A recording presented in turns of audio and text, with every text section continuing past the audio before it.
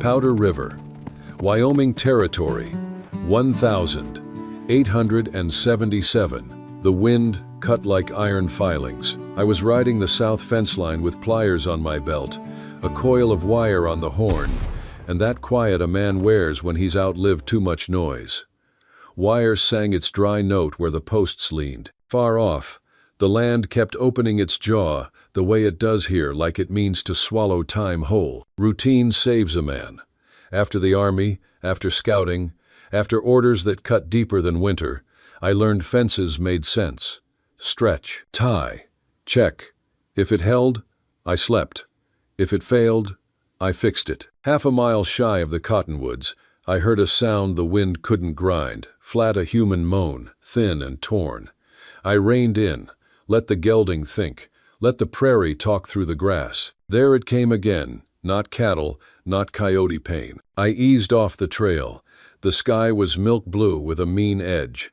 Grass whispered at my stirrups. Then I saw something that didn't belong to the land, a wrong shape at the foot of a cottonwood, splayed against the trunk like a man's bad idea nailed to good earth. For a heartbeat I thought scarecrow. Then the shape moved. She was tied in an X, rawhide burning wrists and ankles, head turned to the wind, as if the prairie itself had judged her. Buckskin torn, beads dulled by dust and blood. A gag cut her mouth harsh, breath shallow. I slid down in one motion, showed empty hands, kept the Winchester low. The gelding huffed. The air smelled of sage and iron.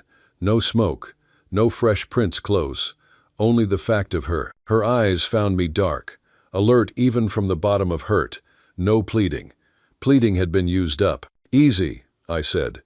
I'm cutting you loose. The knots were spiteful work. My knife sawed rawhide that had chewed her skin bloody.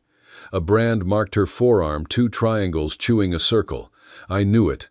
Not stock, not law. Red Rock outfit, men with ledgers in daylight and dirty hands at night. When the last tie gave, her legs went like a colt's in a washout. I caught her ribs, careful where the blood had seeped.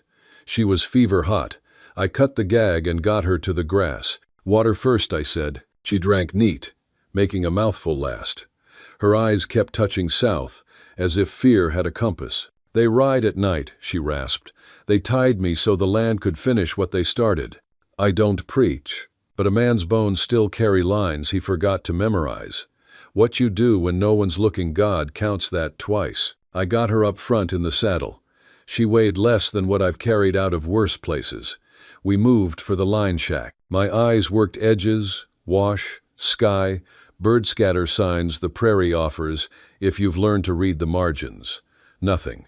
Either I was early or they were too certain. The shack leaned into a red dirt rise. One door, one window, a lento stacked with posts and salt. The smart move was the main cabin, 2 miles west, but her breath wouldn't carry 2 miles. I shouldered the door and took her in. The place smelled like creosote and old coffee, what a man smells like when he's outlived company. She tried to stand on pride. Pride failed. I set her on the cot. The slice along her ribs wasn't deep, just filthy, the kind of wound fever loves. I boiled water, found carbolic, tore a shirt into strips. I've stitched horses that fought me more. She didn't make a sound, just stared at a knot in the rafters, working her breath like a prayer she didn't owe anybody. The first pour of hot water pulled a small sound from her.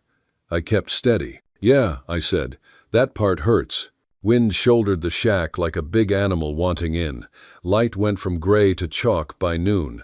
Broth warmed her from the inside. Sleep came in stutters, 10 breaths, a start, 10 more. I checked shells, latch, the habit of survival. When her eyes finally opened clean, I was stringing a second kettle. Why?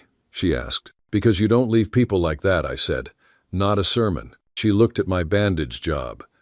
You sew like a woman, she said, almost a smile at one corner. I'll take it as a compliment. Silence held, not hostile. Just 2 breathing things, sharing air. I split kindling with a thought I didn't like.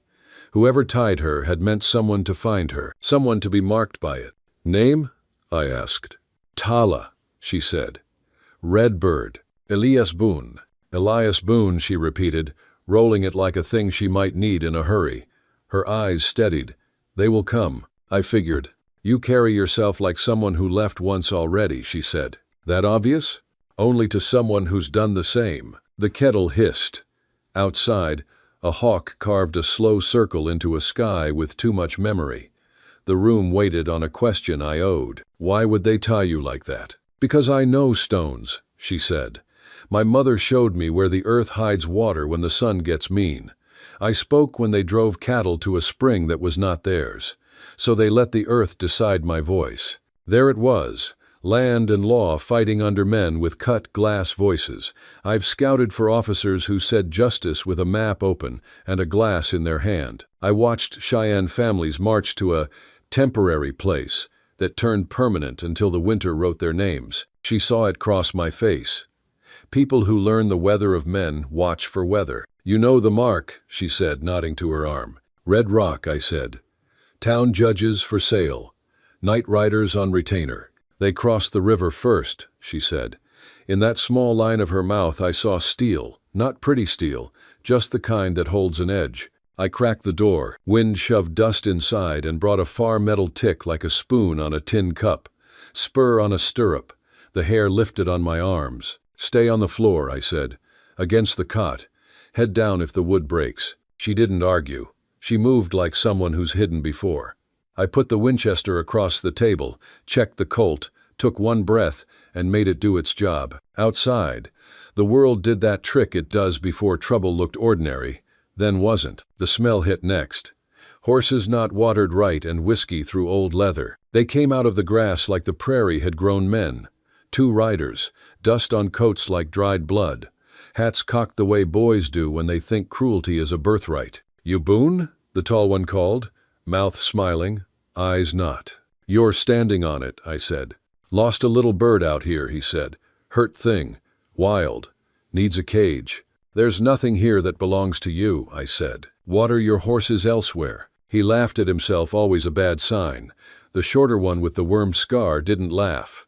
His hand rested soft on his gun the way men do who like what it says. Mr. Calder Pike says otherwise, the tall one went on, dropping the name like a stone to watch ripples. He's buying pretty views, springs included. Pike can buy the moon, I said. Doesn't change where water belongs. Maybe we have a look inside, he said. For birds. Maybe you don't, I said. That's when the world went quiet. Not peace. Decision. The gelding stamped. A cloud's shadow slid like a hand. My heart didn't race. It counted. 1, 2, 3, like setting straight posts through hard ground. If you enjoy the story, hit that subscribe button right away. And if you don't, then just hit the like button anyway to keep more Wild West love stories coming. Last ask, I said, voice flat as fence wire. Water your horses and ride on.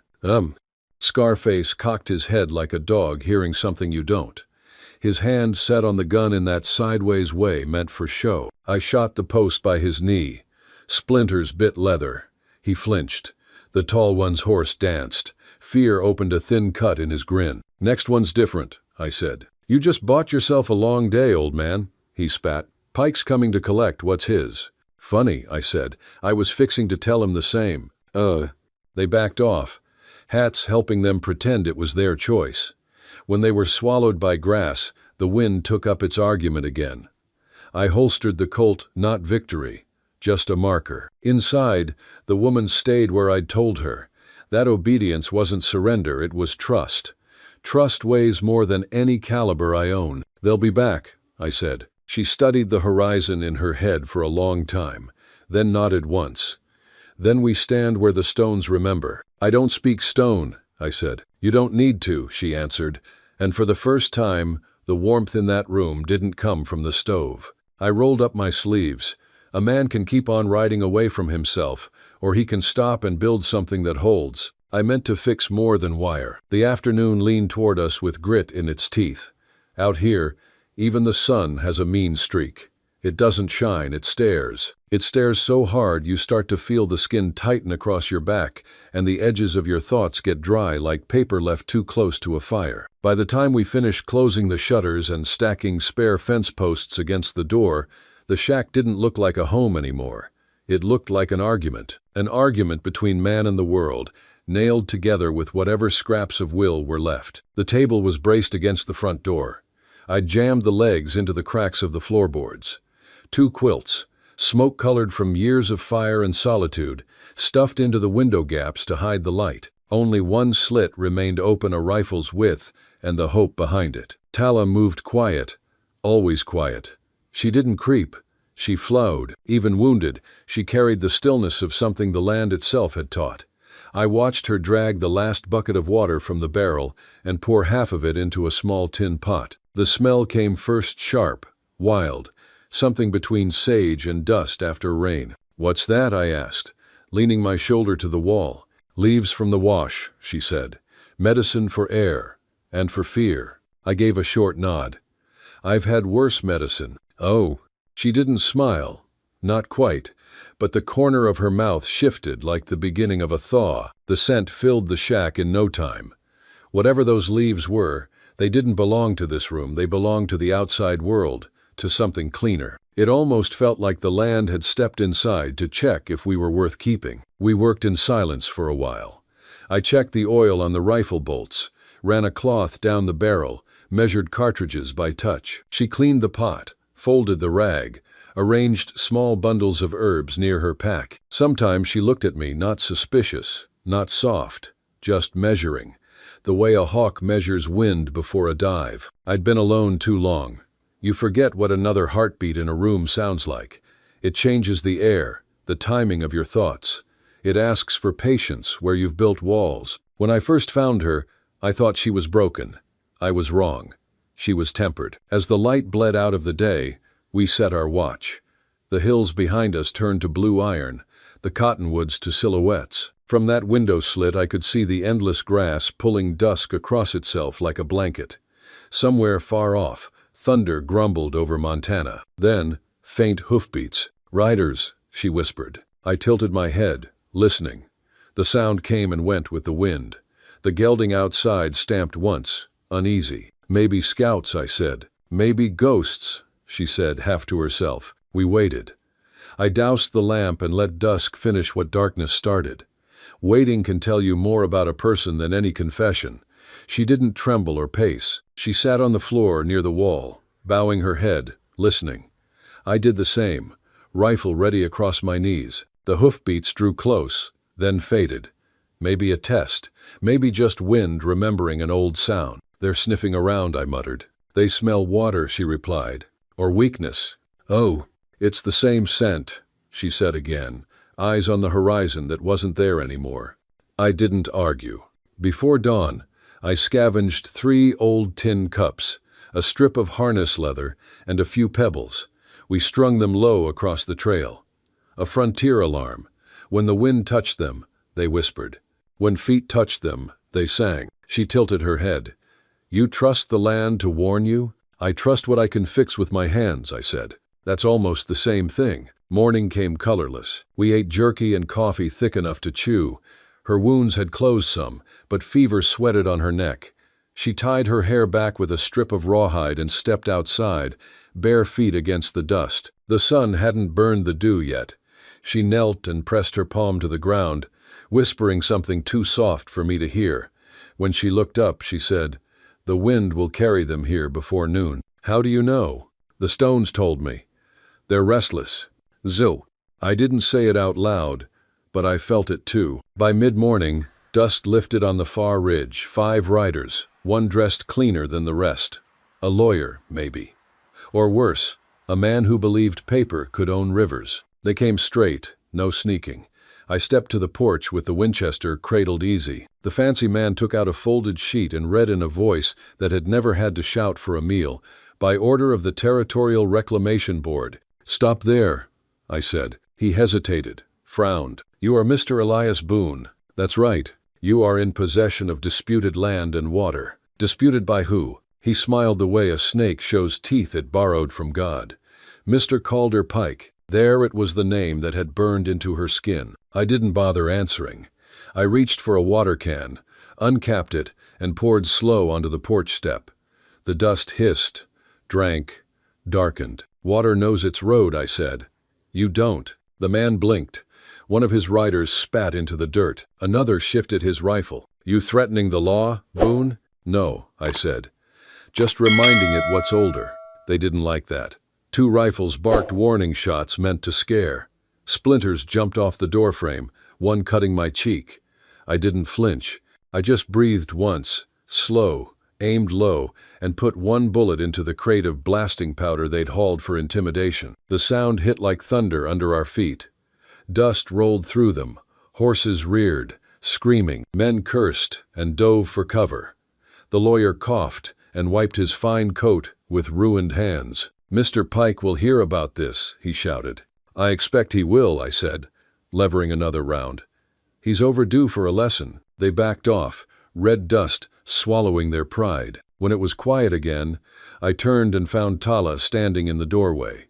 Her expression didn't change, but the color in her eyes did deepened, like a fire deciding to live another hour. She stepped down, carrying a handful of small stones. One by one, she placed them in a ring on the porch and poured a cup of water into the center. "What's that do?" I asked. "It tells the land who we are," she said, "so it doesn't mistake us for thieves." I nodded, though I didn't fully understand. Sometimes respect is better than comprehension. The smell of burned powder still hung in the air. A hawk circled low, riding the updraft of what we'd just survived. We ate supper off tin plates, oats, and a scrap of bacon. No talk. The stovepipe had taken a bullet and wheezed smoke into the room. I cracked the window just enough to keep us breathing. Tala's face in that half-light looked carved from something old: grit, patience, a line of sorrow that didn't ask to be pitied. "If you want to leave," I said, breaking the quiet, "I'll take you tonight. I know trails no one rides after dark." She didn't answer. She looked at the ring of stone still damp with water. "Men who tie a woman to a tree," she said finally, voice low but sure, "learned it from other men who tie whole peoples to the wrong places." She brushed a strand of hair from her face, eyes never leaving the circle. "Staying is my choice today. Tomorrow, maybe I ride. But not because someone says I must." Her words hit clean, without decoration. Freedom doesn't shout, it just refuses to bow. "Then we hold here," I said. She looked up at me and nodded once. That was all. We split the night in halves. I took first watch by the window. She took the second. Between the two of us, the hours stretched long and honest. The wind prowled around the cabin, rattling the tin and making the cups whisper now and then. When my eyes got heavy, I handed her the rifle. She didn't ask what to do, she already knew. I lay on the cot, boots still on, watching the flicker of firelight paint shadows on the rafters. Memory came creeping, same as it always does when a man's guard slips. That winter camp came back, the one by the frozen river. The faces, the silence. The boy with the blue beads who didn't make it past morning. Orders had come down from men who'd never seen the snow eat a human sound. And I'd obeyed. I'd walked away alive and hated myself for it ever since. "Elias," her voice came soft in the dark. "You don't sleep. Used to it. Not the same thing." "No," I said, "but it passes for it." She rose from where she'd been sitting, the rifle resting across her knees. "The wind is restless tonight. It's got reason." Then the first tin cup jingled just one note, then another. We froze. The second cup trembled. Not wind. Wait. Her hand went to the bow she'd made from a wagon rib and gnarled sinew. I snuffed the lamp, felt my heartbeat settle into that slow, useful rhythm it takes before something happens. A shadow crossed the crack of the window, just a shoulder, a hat brim, then nothing. We waited long enough to hear the silence start breathing again. When they were gone, she handed me the canteen. I took it, grateful, and noticed her reaching up to the small stone hanging at her neck. She pulled it free and placed it in my palm. "When you think your hand will shake," she said, "let the ground hold it." The stone was smooth, warm from her skin. I held it, felt something steady travel through me that wasn't mine. "You're not afraid?" I asked quietly. Her answer came without hesitation. "Afraid, yes, but not ashamed of it." She looked out toward the night beyond the window slit. "Courage is only choosing where to put the fear." I turned the stone in my hand, the edges polished by use, and nodded. Outside, the wind shifted. The cup stopped singing. The prairie exhaled like a beast settling its head for sleep. I set the stone in my pocket and sat by the door until dawn. If you like Wild West love stories or Wild West stories, drop a bunch of 1 second and your place in the comments for the Wild West Love channel. Tell me where you're listening from, so I don't feel so alone out here. The third morning rose cold and glass clear. A thin mist clung to the coulees, turning the grass silver. You could hear the land breathing if you stood still long enough, the quiet shift of air over stone, the whisper of dust against dust. Tala and I stood on the ridge where the cottonwoods thinned into open prairie. Below us, the river ran thin as a knife line, a thread of silver cutting through red earth. Farther out, the land bulged up in low ridges and shale bluffs, and beyond them, the world just kept going. From here, you could see everything good and bad. That's the trouble with high ground. It tells too much truth. Through the spyglass I kept from my army days, I spotted movement along the southern horizon. Wagons, 3 of them, mules pulling hard, men riding flank. The sunlight flashed off something metallic, barrels, maybe, or Creed made visible. "They come," Tala said beside me, her voice flat. "Not fear, just fact." Pike? Who else believes he owns what he hasn't earned? She was right. Even from this far, you could tell who led them. The center rider sat too straight, too polished. Calder Pike never walked anywhere dust could touch his boots. He'd built his empire on papers and loopholes. Men like him thinking ink could rewrite the shape of rivers. 3 wagons, I said, each with 4 men. That's 12 riders plus him, maybe more in the rear. She nodded, her eyes narrowing against the glare. "He brings his army of paper and powder," I added. We watched them for a while, silent. The way soldiers watch weather. When you've been through enough battles, you learn that waiting can be as violent as fighting. Back at the shack, the air carried a stillness that felt like before a storm. I oiled my Colt, checked the rifle again, laid out ammunition on the table. Tala ground herbs with the butt of a knife. Not for healing this time, but for smoke-dark powder that would mask our trail when the moment came. "You ever met him?" I asked. "Only his work," she said. "Fences where rivers used to run, guns where herds used to walk." I gave a small grunt. Sounds like the man. Around noon, I rode down halfway to meet him. The sun hung high and merciless, whitening every color into bone. The closer I got, the clearer it became. Pike rode like a man surrounded by his own importance. The men around him wore their guns easy, confident in numbers. When I reined in a few yards short, Pike smiled that banker's smile, thin, expensive, and fake as polished brass. "Elias Boone," he said, tipping his hat as though courtesy meant something in hell.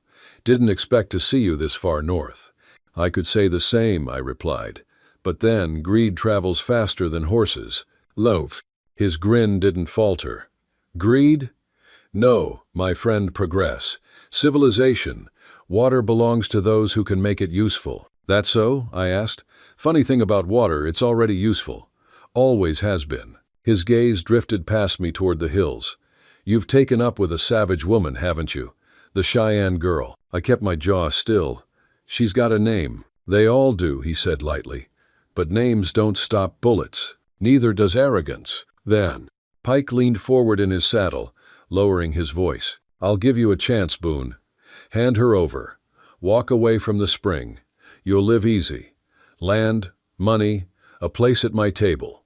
There's no future in siding with ghosts." I studied him for a long breath. The wind shifted, carrying the smell of mule sweat and oil. The world around him shimmered, like heat was trying to wash him off the land. "Ghosts are the only honest thing left out here," I said, "and I've already got a seat at a better table." He chuckled, low and ugly. "Suit yourself. But don't say you weren't offered mercy." I never trusted the kind of mercy that comes with a price tag. I turned my horse and rode away without looking back. When I reached the ridge again, Tala was waiting. The look on her face told me she already knew everything. Some people don't need ears to hear the truth. "What did he offer?" she asked. "Enough rope to hang myself." She nodded once, unsurprised. "He will come at night, when the ground cools and the men feel brave. Then we'll make the ground unfriendly," I said. That evening, the sky bruised purple and gold. Tala showed me how to build a fire that didn't smoke, how to use damp grass to keep the flame low and steady. She mixed ash with soil and marked our cheeks with it. "The wind smells skin," she said. "Now it will smell dirt instead." We rigged the tin cup alarms again, this time farther out. Then we waited. Waiting was all there ever was between men and the mistakes they'd chosen. When darkness settled, I told her the story that had been poisoning my silence for 11 years. "I was with the scouts when it happened," I said quietly. "Winter, up near the Washita. Orders came down to clear a camp Cheyenne families. They said it was hostile territory. We went in before dawn." She didn't speak, just listened. Her eyes, dark in the firelight, held no surprise, only recognition. "There was a boy," I said. "Couldn't have been 10. Blue beads on his shirt. He didn't make it past morning." I swallowed hard. I didn't pull the trigger, but I didn't stop the ones who did. I followed orders. Then I rode away, built fences, tried to believe in quiet. Tala stirred the coals with a stick, sparks rising between us like tiny souls. "And you think that silence keeps you clean?" "No," I said. "Just busy." She reached across the fire, her hand resting on mine firm, not gentle. "You cannot fix yesterday," she said. "You can only choose where your feet stand when the next order comes." For a long time, the fire's hiss was the only voice in the world. I met her gaze, and for the first time, I saw something that wasn't accusation, it was permission. Not forgiveness, but the right to try. We sat there until the stars burned bright enough to light the ground. She told me stories then, not about war or loss, but about rivers that sang and stones that remembered footsteps. She said her mother used to hum to the earth before sleeping, so that dreams would come back kind. When her voice finally faded, the cups on the line trembled one note, then another. We froze. The horses out front shifted, ears twitching. My hand went for the rifle, hers for the bow. The faint clink of metal came again, closer this time. "They're here," I whispered. Tala nodded, eyes narrowed to slits. "Let them hear what the land says to thieves." I waited until the rhythm of footsteps settled into confidence, the mistake all men make right before dying. Then I cut the small cord that held our trap, a burlap sack of sand perched over the narrow wash. The weight dropped, the sand burst, and the world turned blind. Dust rolled like a living thing. Horses screamed. One shot rang wild. Another answered itself. Tala moved like wind through reeds, silent, quick. Her bowstring hummed once. The sound was soft but final. I took a step into the doorway, eyes squinting through the dust. No need for more killing. The confusion was enough. They retreated into their own noise, shouting names, firing at ghosts. The land swallowed them. When quiet came again, I looked at her.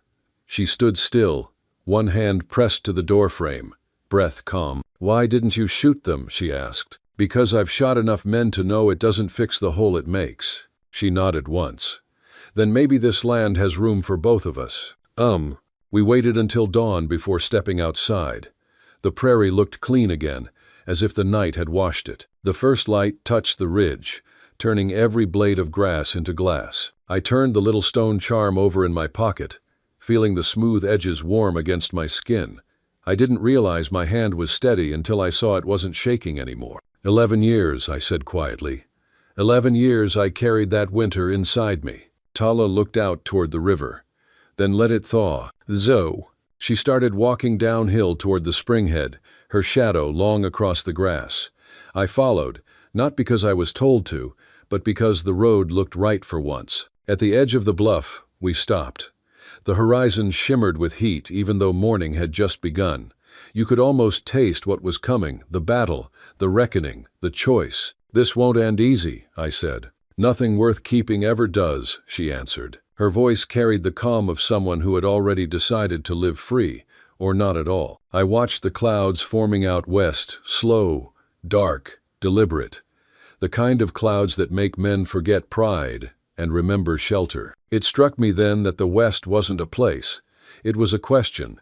What kind of man are you when the law is far and the only witness is the wind? That morning, I found my answer. "Hey there, friend. Take a moment and get yourself a full glass of water. Your body will thank you." Noon in Wyoming is an honest thing. It burns away everything that pretends.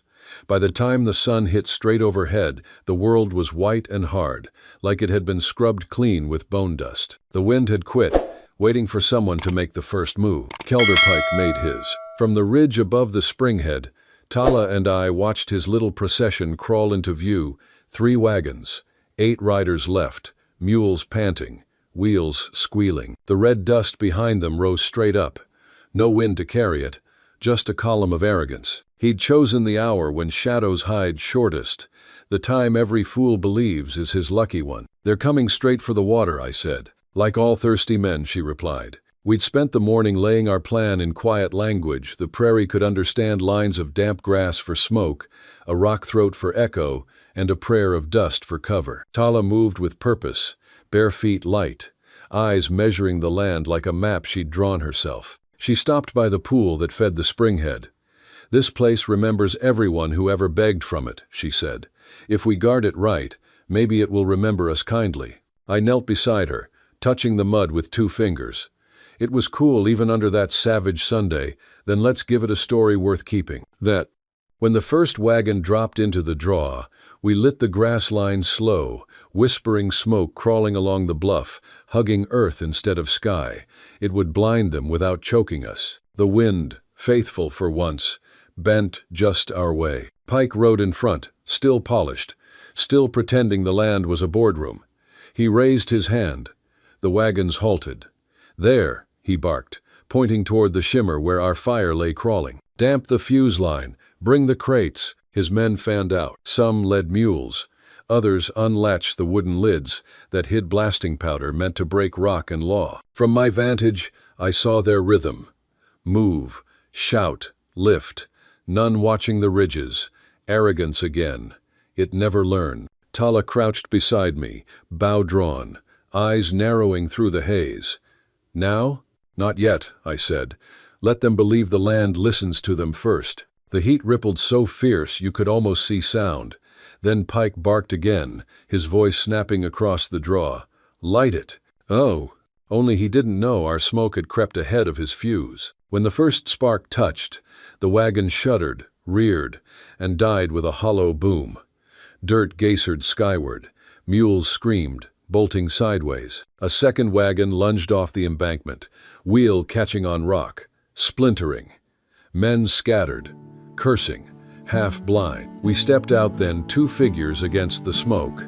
Not ghosts, just people done running. "Hold your fire," I shouted. My voice bounced off the bluffs, came back twice as large. Pike turned, coughing, face blackened with soot and disbelief. "You think this changes anything?" he spat. "You're a relic, Boone. Both of you are. The world's moving on." "Maybe," I said, "but not without paying its debts." I walked forward slow, rifle low, the kind of pace that lets a man choose what kind of ending he wants. Tala walked beside me, dust rising soft around her ankles, hair alive in the heat shimmer. The men who could still aim raised their guns. I stopped 20 paces short. "Listen up," I called. "This water doesn't belong to Pike, or Boone, or any man with ink in his veins. It belongs to whoever needs it to live. That's the law older than any you print." Someone behind Pike muttered, "He's crazy." "Maybe so," I said, loud enough for them all. "But a crazy man's still got a trigger finger." That earned me stillness, the first smart thing they'd done all day. From the smoke behind us came movement figures on horseback, maybe 15, riding out of the grass like they'd grown there. Ranchers, neighbors, men who'd signed the plank I'd carried through the night. They fanned wide, rifles at rest, not aiming, just standing. Their faces were burned, tired, resolute. Pike's jaw twitched. "Bought yourself an audience?" "No," I said. "Just company that finally remembered what side of the river it drinks from." "Oh." I lifted the plank from my saddle, thick, pine-smelling, edges rough. Across it, in black paint, read the words, "Water Sharing Pact, April 1877. I planted it in the dirt between us, the nails already half started from my night's work. "Every hand here signed it," I said. "One spring, all drink. No man fenced out. You want a test that start digging your own graves while the ground's soft." Pike laughed, brittle as dry twigs. You think paper makes you right? You mocked me for mine. Oh, this isn't paper, I said. This is wood. The land understands wood. He swung off his horse, boots sinking into the mud by the spring. You can't stop progress, Boone. I nodded. Never meant to. Just meant to steer it toward decency. The silence after that was the kind that decides futures. The wind picked up at last, lifting our smoke eastward. It carried the smell of scorched powder and sage, the scent of justice half done. Pike looked at the faces around him, his men shifting, unsure. He saw the ranchers on the ridge, rifles easy but ready. He saw Tala standing tall, unarmed now, eyes steady as horizon, and he realized numbers didn't favor him anymore. He spat once into the dirt, then turned. Mount up. One of his men hesitated. What about the crates? Leave them.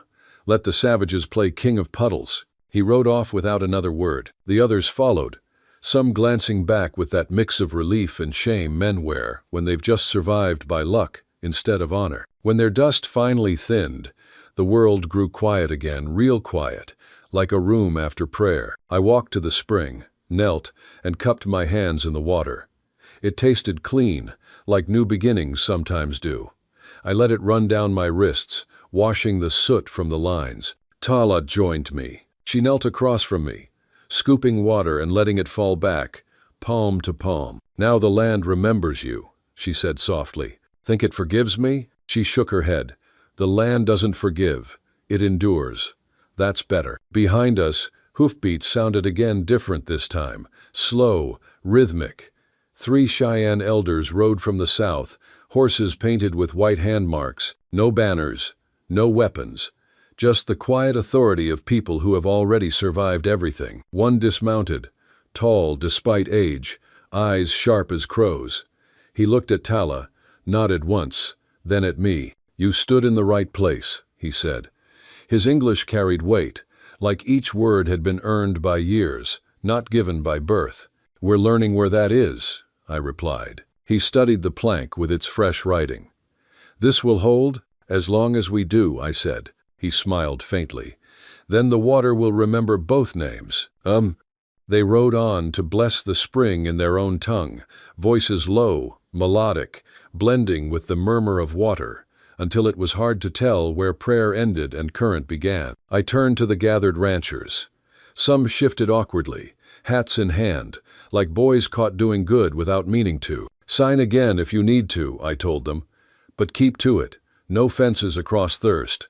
A murmur of agreement rolled through them, nothing loud, just honest. One by one, they touched the plank, the gesture of men who'd rather keep peace than write it. When they were gone, only silence and heat remained. Tala stood looking at the spring, arms folded. You did not have to stand with me, she said. Didn't feel like I had a choice. There's always a choice. I thought about that, then nodded. Yeah, there is. But sometimes a man gets tired of choosing wrong. Her eyes softened, though her mouth didn't move. She reached down, touched the water once more, then straightened. Then maybe you start living right. I laughed, a small rough sound that surprised me. That's the plan. We stayed there until the shadows lengthened again, 2 shapes cut from the same stubbornness. The world felt wider somehow, less cruel. For the first time in years, I didn't feel like a ghost haunting my own land. I looked up at the sun dropping west and spoke half to her, half to whoever was still listening. Guess progress learned a new word today, respect. She tilted her head, watching the light catch the ripples. Maybe, or maybe it just learned patience. Either way, the spring kept running. The sound of it was steady, forgiving in its own quiet way. If you're watching on TV, don't hesitate, grab your phone and hit subscribe to my channel, so you'll never miss out on our amazing characters. Evening laid honey over Powder River. The rocks let go their heat. The day exhaled, long and low, as if the land itself were sighing after holding its breath too long. The plank with the pact stood upright on its post, sun-glazed and sturdy, the black letters glinting like old truth rediscovered. The water whispered against it as though reading the promise out loud. The Cheyenne would keep guardianship of the headwaters. The ranchers would ride in turns, their names chalked in careful rows. No one claimed the sun anymore, and somehow that made every man richer. We rode the river margin slow, our horses' hooves muffled in the soft earth, the air thick with the smell of willow and wet stone. It wasn't quiet, not really the kind of not quiet that comes when a place is finally at peace. I didn't tell her to stay. I never would. Love that has to be ordered isn't worth the breath it costs. So I invited instead. There's a cabin west with a window that faces the willows, I said.